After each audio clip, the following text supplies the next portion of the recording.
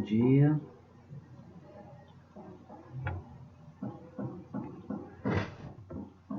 Vamos para os nossos finalmente. Hoje eu vou liberar 2 fóruns para vocês, servir para vocês participarem, sendo a atividade do módulo. Cada um dos fóruns vale 5 pontos a participação. Participou, tem 5 pontos.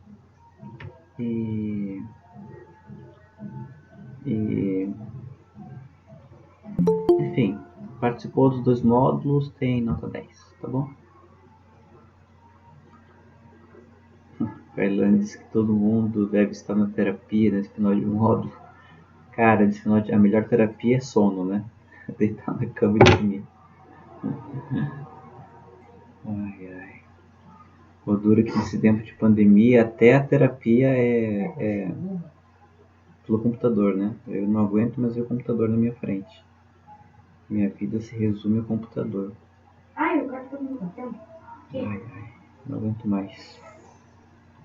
Caralho, vou tirar férias, é férias de computador.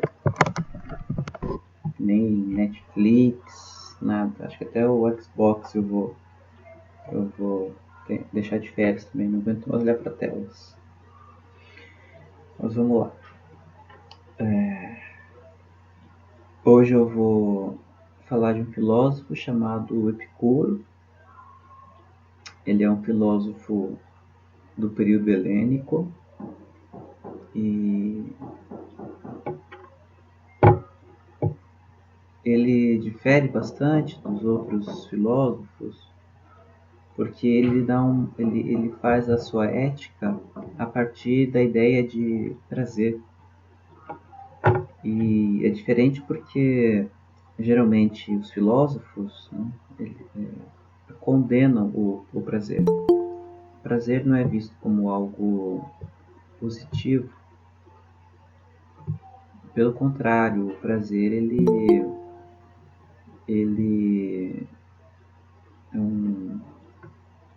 é entendido como sendo um desafio, né, para alcançar a felicidade. E geralmente o prazer ele é colocado no nível das paixões. E paixão, para os filósofos antigos, não tem uma conotação positiva. Porque a palavra paixão vem de patos, né? E patos significa sofrimento, doença. Então, nesse sentido, o prazer e o desejo, eles são coisas que nos levam a sofrer, nos levam ao sofrimento. Nos causam sofrimento, né? Não, assim, a consequência geralmente é sofrimento, ou o que acompanha o prazer e o desejo são sofrimentos. Desde a perspectiva de que você desejar faz você sofrer, a gente sofre porque quer alguma coisa, o querer e não ter, o querer e não possuir causa sofrimento para nós, ou as consequências da satisfação de algum prazer, satisfação de algum desejo, também gera sofrimento. Seja por uma insatisfação, seja porque o resultado de você ter buscado a saciedade do prazer e do desejo seja algo ruim, né? Não seja algo positivo. Esse é um ponto interessante, né? Porque no budismo, a principal tese, né, do budismo é que o sofrimento existe.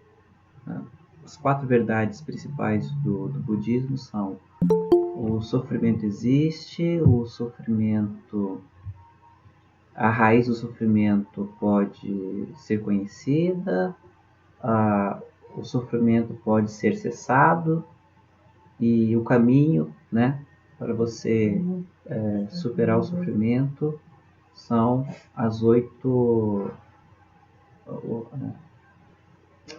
caminhos, né, para a superação do sofrimento, que é visão correta, fala correta, pensamento correto, essas coisas todas, né? São 8 caminhos. Não. Só que a ideia de a palavra sofrimento não é adequada para traduzir a ideia, né, do Buda. A palavra sofrimento ali no sânscrito, na verdade, ela é insatisfatoriedade, né? Então, o que o Buda fala, o Siddhartha, né? A primeira nobre verdade revelada ou descoberta pelo Siddhartha, pelo Buda, é que essa existência, a existência humana, ela é marcada pela insatisfatoriedade. Nós nunca estamos satisfeitos. E essa insatisfação ou a busca da superação dessa insatisfação faz com que a gente faça escolhas erradas.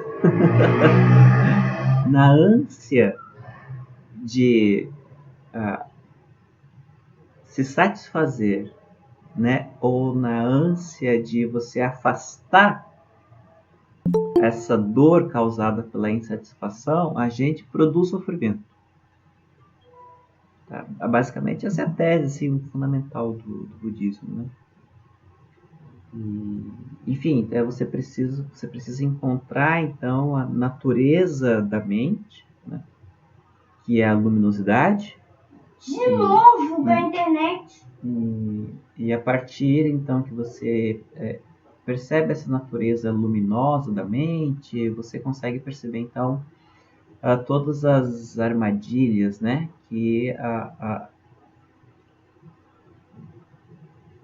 acho que tinha travado, voltou?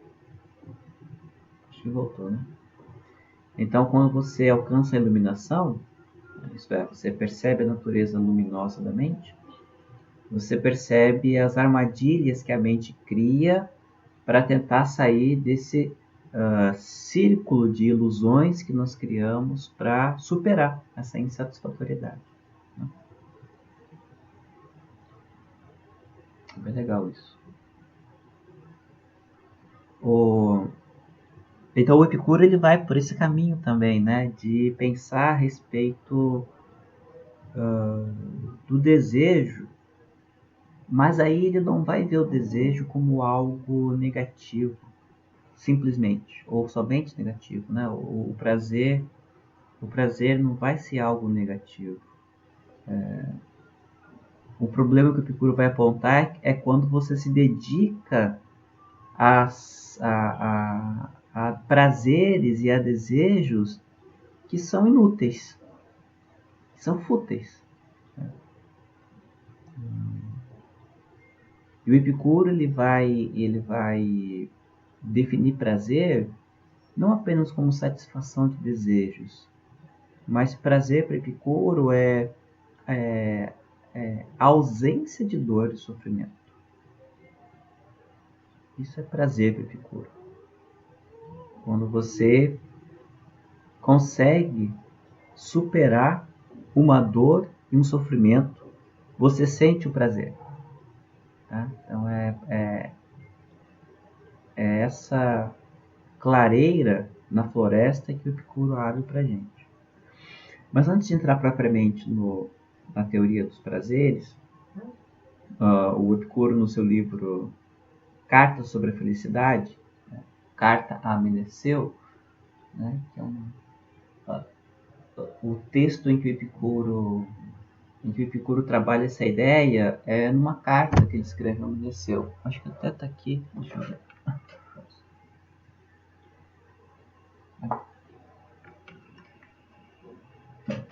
Esse livrinho aqui. Carta sobre a Felicidade. É uma carta a Meneceu. Livrinho curtinho aqui, ó. super pequenininho. É uma carta, você escreve, você encontra na internet. Escrever carta sobre a felicidade, Epicuro, você vai ver. Pequenininho, pequenininho, você lê em 10 minutinhos. Então, antes de entrar na teoria dos prazeres, o Epicuro ele fala sobre 3 medos que atrapalham a nossa alma, que perturbam a nossa alma e não permite com que a gente alcance também a felicidade, né? São 3 perturbações da alma. Então ele fala assim que o medo dos deuses, o medo da morte e o medo do futuro são perturbações que não deixam que a gente perceba a vida como algo bom, como bom. Então a gente precisa superar esses 3 medos, e a superação desses 3 medos vem quando a gente percebe que são medos que não fazem sentido. Então vamos lá, medo da morte. O Epicuro fala que nós não devemos temer a morte, porque para quem está vivo, a morte não existe. E para quem morreu, morreu, não percebe que morreu. Então, é claro, não é que a morte não existe no sentido de que eu não vejo que os outros morrem, que eu não sei que a morte existe. Não é nisso que ele está falando, assim, a minha morte. Então, eu, Rafael, enquanto eu estou vivo, a minha morte, ela não existe, porque eu estou vivo. Agora, quando eu morro, para mim a morte também não é sofrimento, porque eu morri. E acabou. Não tem a perturbação de, meu Deus, eu morri, tô sofrendo porque eu morri. Não, acabou. Ou no máximo que vai ter é a vida após a morte, mas aí é outra coisa. Enfim, claro, para quem é espírita, né, e acredita que se existe uma vida após aqui, né, e a gente tenha consciência a respeito da vida que a gente viveu aqui, essa consciência, então, das coisas ruins que a gente fez, o que a gente deixou de fazer, enfim, nos atrapalha, é outra coisa, né? Mas o Epicuro não pensa que há uma consciência desta vida após a morte, né? Ele acredita que acabou. Meu, o cara é um gênio. E mesmo para quem acredita numa vida após a morte, que tenha consciência, não adianta sofrer, porque, enfim, essa vida que passou e agora bora corrigir, né? Na outra vida que aconteceu aqui. Enfim, de todo modo, o Epicuro fala que a morte não existe, então. Não existe para quem está vivo e não existe para quem morreu, porque para quem está vivo a morte não está presente agora, e para quem morreu, morreu, e enfim, acabou. O Hermann Hesse, um escritor alemão, ele fala assim que para quem é jovem, a morte não é um problema. Porque o jovem tem tanta força, tem tanta preocupação em viver, que o jovem fala da morte, mas não pensa nela. A morte é algo pueril para o jovem. Então tem várias frases assim, né? Eu lembro de uma pichação que eu vi, que diz assim: minha mãe diz que a bebida mata lentamente. E eu respondi: mãe, mas eu não tenho pressa de morrer mesmo. Então eu vou continuar bebendo todas. Porque se a morte acontecer, morreu, né? Por isso que geralmente é na juventude que a gente comete as maiores loucuras, né? E a morte não é uma preocupação para o jovem. E o Hermann Hesse diz que a pessoa com mais idade, ela quase não fala na morte, mas pensa muito. Pensa muito na morte. Então, para quem está velho, a morte está mais próxima, é uma realidade, né? Mais presente. Para o jovem não, né? Para o jovem a morte é algo desconhecido. Ainda que fale muito, não há preocupação com a morte. Já o velho quase não fala na morte, né? Mas pensa demais nela. Mas de todo modo, para nem jovem nem velho, a morte deve ser uma preocupação, segundo Epicuro. Eu matei o cara. Você matou o cara, velho? O cara tava assim, ó. Eu tô construindo a ponte na boa, aí vai e eu bati nele. Bateu nele e matou ele. Entendi. Comecei a dar uma surra nele. Então, tá. Obrigado, volte sempre. Cenas da vida real, né? Aí. Então, não tememos também temer os deuses. O Epicuro fala que não faz sentido ter medo dos deuses. Porque se as pessoas partem do pressuposto de que os deuses são bons, você vai ter medo do quê? Se eles são bons, eles só vão fazer coisas boas. Né? Então, o Epicuro fala que não faz sentido ter medo da divindade. Se você diz que a divindade é boa, você vai ter medo do quê? Não faz sentido. É um sofrimento à toa. Ou você não compreende direito os deuses, ou os deuses não são bons. Então, e assim, é engraçado porque muitas pessoas têm uma relação de medo com os deuses, né? Com a divindade, com os deuses em que acreditam. Eu conheço várias e várias pessoas que falam mais dos adversários dos deuses do que dos próprios deuses, né? Pegando o exemplo do cristianismo. Tem pessoas que falam mais no diabo do que em Deus. E eu mesmo, né, sempre sou abordado, né, na maioria das vezes em que alguém tenta me converter ao cristianismo, ou a me reconverter ao cristianismo, né, já que eu já fui cristão, falando sobre o inferno. Mas, Rafael, para onde é que você vai depois? Já pensou nisso? Para onde você vai depois que morrer? Então, tipo assim, né, eu tenho que me converter não porque Deus é bom, mas porque o diabo existe. Porque o inferno existe. Então eu tenho que me converter ao cristianismo, não porque o cristianismo é legal, é bom, a graça de Deus. Não, eu tenho que me converter ao cristianismo, porque se eu não me converter, eu vou pro inferno. Essa é uma relação de medo com os deuses.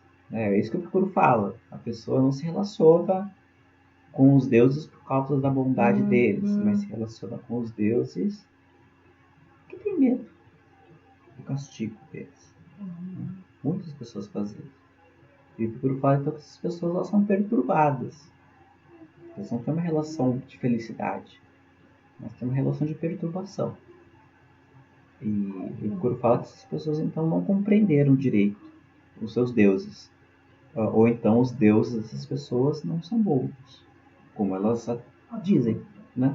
Dizem que são bons, mas têm medo. Não faz sentido, o Epicuro fala. Então, não ter medo dos deuses, não ter medo da morte e não ter medo do futuro. E isso é algo que vocês devem estar experimentando bem agora no terceiro ano, em condições normais de vida. Já é uma preocupação para quem está terminando a escola, porque vocês estão acostumados desde os 4, 5 anos em dezembro pegar férias e em fevereiro voltar para a escola, né? Essa é uma certeza, era uma certeza na vida de vocês. Agora não, agora vocês vão sair de férias quando acabar, né? Quando acabar a escola, vai saber quando é que vai acabar isso, né? Mas enfim, quando vocês terminarem o terceiro ano, vocês vão para onde? Vocês vão entrar na faculdade? Vocês vão trabalhar? Vocês vão ficar sem fazer nada? O que é que o futuro reserva para vocês? Agora, quando acabar.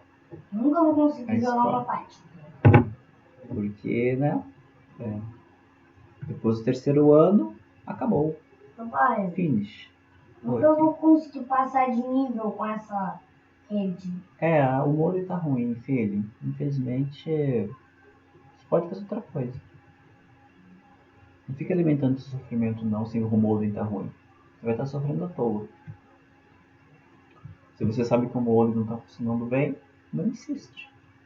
Faz outra coisa que não implique no modem por causa desse sofrimento. Tipo jogar Sonic Pro. Tipo jogar Sonic, isso. Fazer alguma coisa offline. Não depende da instabilidade da internet. Se você sabe que a internet está instável e ficar insistindo em fazer algo com a internet, você vai atrair um sofrimento desnecessário para você. Vocês viram como é que eu educo o Joaquim? É assim, né? Educando filosoficamente.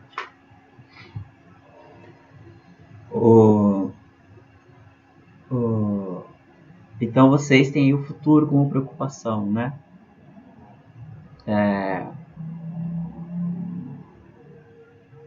O que será do futuro de vocês quando acabar a escola? Então eu procuro falar assim, a gente não deve ficar perturbado com relação ao futuro, porque o futuro não depende totalmente da gente, mas o futuro também não independe totalmente da gente. Então quem acha que o futuro depende totalmente do que faz, sofre. E quem acha que o futuro não depende dele, também sofre. Então aquela pessoa que acha que o futuro depende totalmente do que ela faz agora, deixe de viver o presente, em função de um possível futuro. Porque, vou contar uma verdade para vocês, é que por mais que você faça tudo certinho agora, por mais que você cumpra todo o planejado agora, isso não garante o futuro que vocês desejam.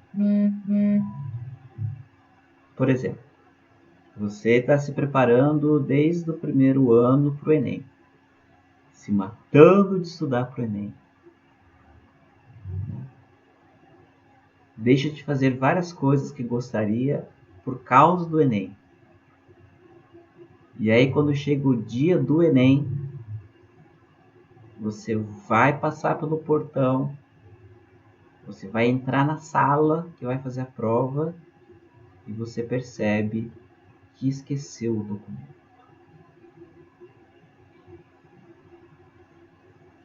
Ou então, você fica doente no dia da prova. Ou então, o ônibus atrasa, fura o pneu do ônibus, fura o pneu do carro, cai uma tempestade que alaga a tua rua. É isso, o futuro não depende da gente. Totalmente. Cara, é um horror, mas acontece. Acontece. É a verdade. Veja, eu não estou desejando isso para vocês, né? Mas acontece, uai. Acontece, né? Não depende, as coisas não dependem da gente. Né? É assim que a vida é. Por exemplo, vocês estavam na expectativa ano passado, né, no segundo ano, de que no terceiro ano vocês estivessem se preparando para o Enem, né? Completamente focados para o Enem. Boa parte de vocês estavam se planejando para isso, não era? Aí o que acontece em 2020? Coronavírus. Tchau.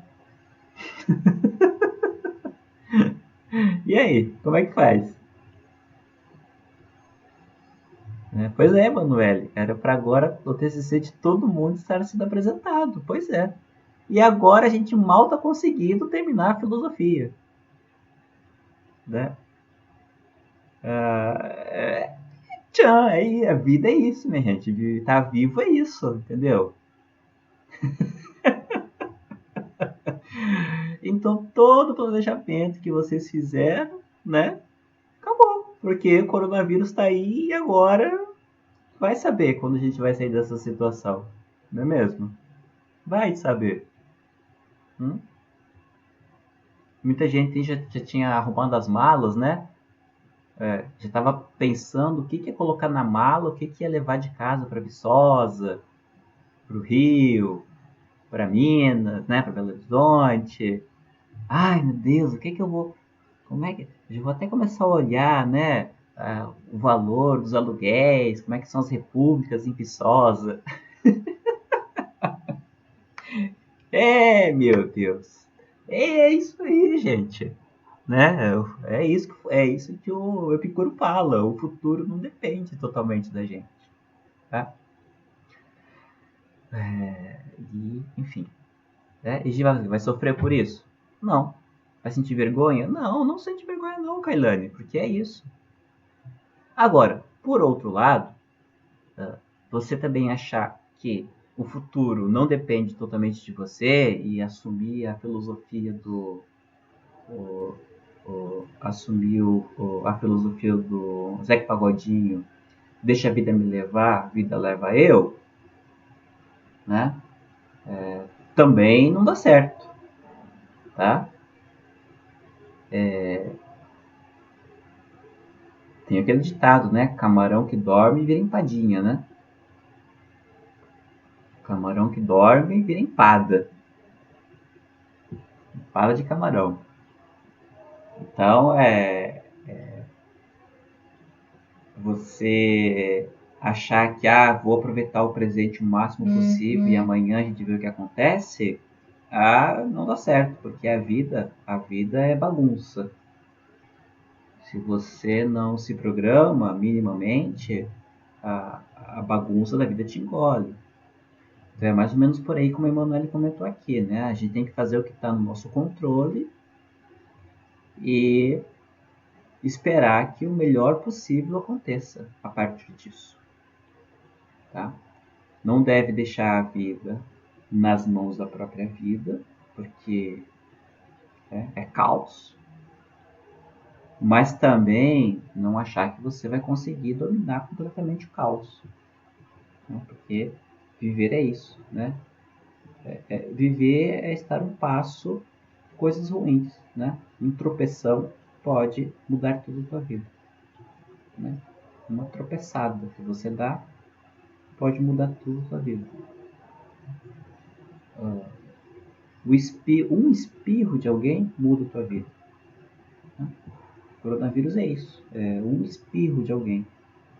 Você está na rua, andando atrás de uma pessoa, essa pessoa espirrou, o que é normal de acontecer, né? Nós espirramos. Só que o espirro dessa pessoa, né? O atim dela lança gotículas que vão para trás, você respira e fica doente. E aí, pum, acabou o planejamento todo. Então, por isso que Epicuro fala que a gente não deve sofrer pelo futuro. Né? Antecipar o sofrimento, digamos assim. Né? Mas a gente precisa viver o presente da melhor maneira possível para plantar um futuro. E esperar, então, colher o melhor futuro possível. Esse é o sentido da palavra carpe diem. Ouviram falar disso, né? Essa expressão latina. Carpe diem. Né? Geralmente as pessoas traduzem carpe diem como colha o dia. Né? Mas a expressão, na verdade, é plante o dia. Porque é de capinar. Né? Na verdade, é capine o dia. Porque capinando, você está preparando a terra para colher. Então, plante o dia. Né? Você precisa plantar para colher. Quem não planta depende do que a natureza oferece. E a natureza ela pode oferecer tantos bons frutos como maus frutos. Então, a gente precisa plantar o dia. Plante o seu dia. Plante para colher bons frutos. Bom, então você superando essas 3 perturbações, o medo da morte, o medo dos deuses e o medo do futuro, você consegue pensar um pouquinho sobre os prazeres, né? Lembrando sempre que o Epicuro não defende um hedonismo de cultivo dos prazeres, de entrega completa aos prazeres, Mas a gente precisa se dedicar ao que ele chama da superação dos desejos naturais e necessários. Segundo Epicuro, existem 3 tipos de desejos: os desejos naturais e necessários, os desejos naturais e não necessários e os desejos não naturais. E o sofrimento que precisa ser superado, o sofrimento que a gente precisa se ocupar para então alcançar o prazer que nos leva a mais felicidade, são aqueles desejos que são naturais e necessários. Quais seriam esses? Comer, beber e dormir. E eu acrescentaria até mais um, que é ir ao banheiro. Não tem coisa melhor na vida do que você tomar água quando está com sede. Aquele dia quente, que você mal consegue respirar, de tão abafado que está o ar. Enfim, um dia normal de Itaperuna. Você vai lá no bebedouro, pega aquela água gelada e toma. Cara, parece que é a melhor coisa da vida. Ou então você está com tanta fome, que você come qualquer coisa. E como é bom matar a fome. Dá até aquela lombeira depois, né? Vocês podem até perceber, né? O som é até o mesmo. Você está com muita sede, você bebe água, você faz. Você está com muita fome e come, terminou de comer, você faz. Você está com tanta vontade de ir no banheiro, aquela vontade de mijar, caraca, que você chega a dobrar as pernas. Quando você consegue fazer o xixi, você até faz xixi fazendo. Ou então você faz o cocô, tá lá apertado, você senta para fazer o cocô. Você faz o cocô. É tudo o som do prazer. É o som do prazer. Você tá tão cansado, aquela semana de provas do IFE, aquela semana do capeta. Você dormiu 1 hora por dia. Quando dormiu, acabou a semana de provas. Você não quer falar com ninguém, você quer deitar na cama. E quando você deita na cama, você faz. É o som do prazer. É o som do prazer. Desejos naturais e necessários. Toda sua vida se resume em você matar a sede, matar a fome, dormir e fazer as suas necessidades. Não tem coisa melhor na vida. É isso que eu procuro falar. A felicidade está em você eliminar estes sofrimentos. Se você não consegue eliminar estes sofrimentos básicos, tudo o resto é inútil para você ser feliz. Todo o resto é inútil. Se você tem fome, tem sede, tem sono e tem vontade de ir ao banheiro, todo o resto é inútil. É inútil. Agora, tem os prazeres que são naturais e que não são necessários.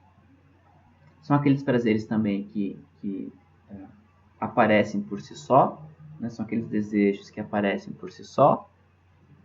No entanto, se a gente não satisfazer eles, não tem problema. Seriam, por exemplo, aquele prazer que vem oriundo da atividade física. Né? O nosso corpo precisa se movimentar, né? A vida sedentária nos deixa triste. No entanto, se você não se dedicar a atividades físicas, você até vive, né? É muito bom aquela alegria que vem depois da corrida, né? Do exercício físico. É muito bom aquele cansaço depois da academia, depois daquelas atividades aeróbicas, depois de andar de bicicleta, né? Aquele cansaço depois de um bom passeio de bicicleta. É muito bom, é muito gostoso. Nosso corpo precisa disso também. A gente até fica cansado de não fazer nada às vezes, né? Nosso corpo pede para que a gente faça alguma coisa. No entanto, se não fizer atividade física, a gente vive, né? A gente consegue viver. Assim também é com relação aos desejos sexuais, né? Os desejos sexuais, eles surgem na nossa vida, eles aparecem. No entanto, se a gente não satisfazer eles, a gente continua vivo. Talvez não plenamente vivos, mas a gente vive. Então, são aí as pessoas que fazem voto de castidade, por exemplo, né? Fazer voto de castidade não implica em você não sentir mais desejo sexual, né? Mas significa que você não se entrega ao desejo sexual, né? Então, uma demonstração de que o desejo sexual é um desejo natural, porque ele surge, no entanto, ele não é necessário. A gente não precisa satisfazê-lo para continuar vivo, tá? É claro que para a maior parte das pessoas é importante, né, satisfazer o desejo sexual, né? Então, as pessoas ficam até muito tristes quando não conseguem satisfazer. Então, desejos naturais e necessários, desejos naturais e não necessários. E tem, então, os desejos não naturais, que esses são completamente inúteis. Inúteis não, né? Mas você sofrer por conta desses desejos é inútil. E aí, por exemplo, eu diria assim, você sofrer porque você não conseguiu comprar ainda um iPhone 12. Ou então você vai para a fila da loja da Apple para comprar um iPhone 12. Né? Que aí você não dorme direito, você não se alimenta direito, porque você está na fila para comprar um iPhone 12. Sim, é inútil, porque a tua vida não depende em nada do iPhone 12. Aliás, vou até contar uma coisa para vocês que talvez vocês não saibam, né? Mas até 2005, 2006, a humanidade não tinha smartphone. Acreditem, né? Eu não lembro quando foi lançado o iPhone, né? Mas antes do iPhone não existia smartphone. E isso não faz 15 anos.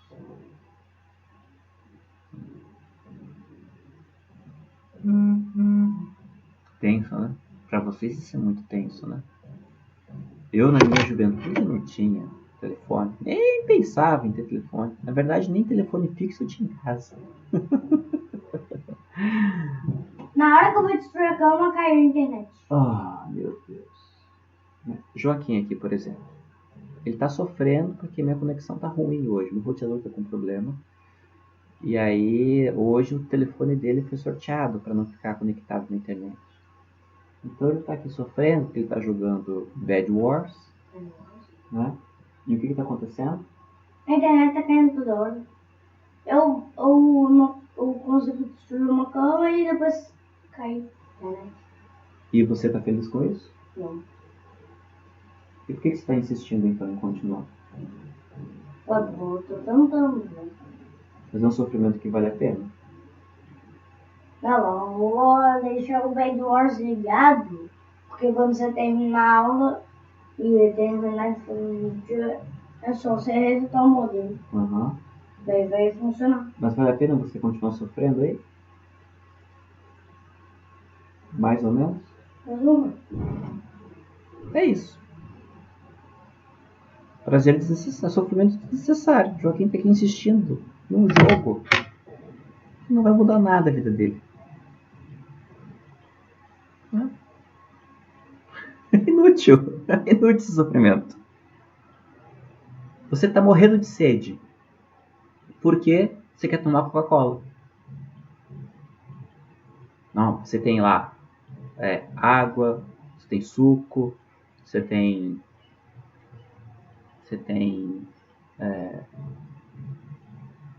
Guaraná Dolly, mas não. Você está com sede porque você quer Coca-Cola. Você está com fome.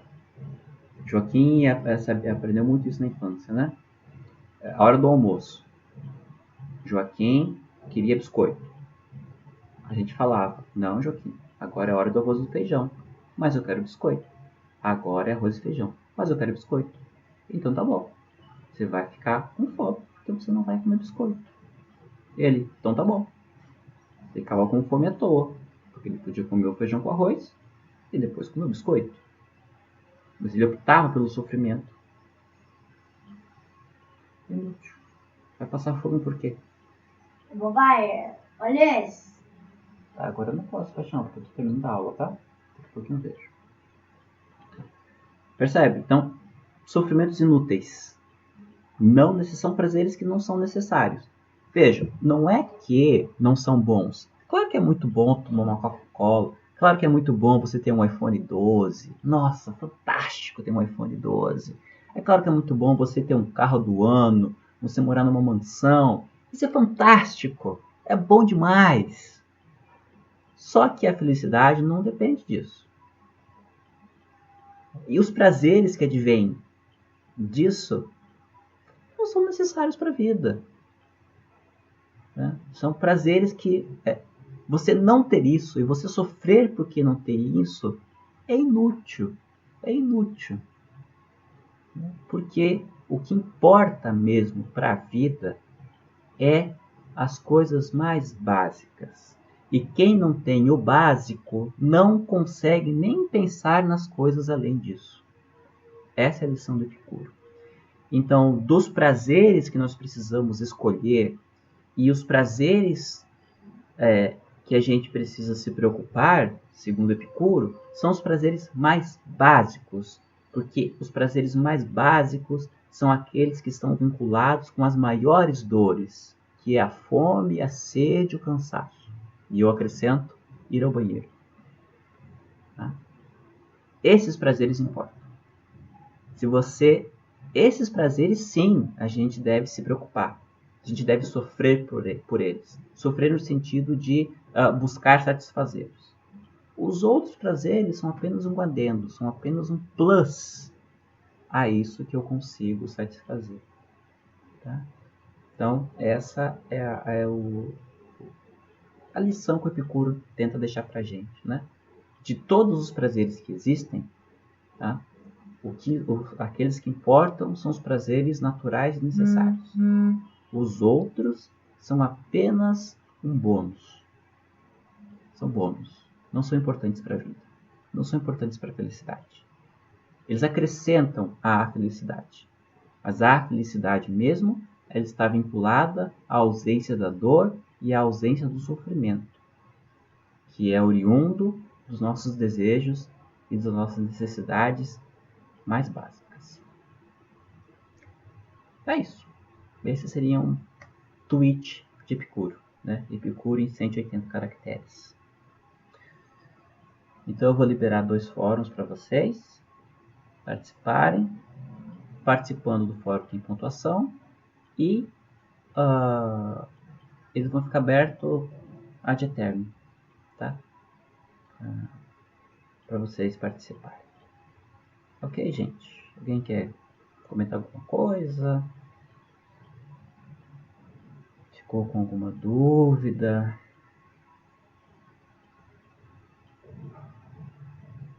Senão eu vou encerrando a minha participação por hoje aqui.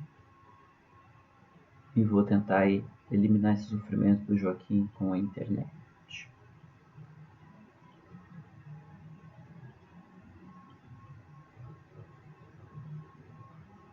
Não?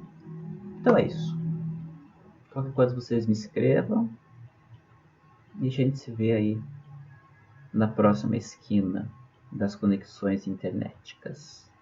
Fiquem bem, se cuidem e cuidem dos seus.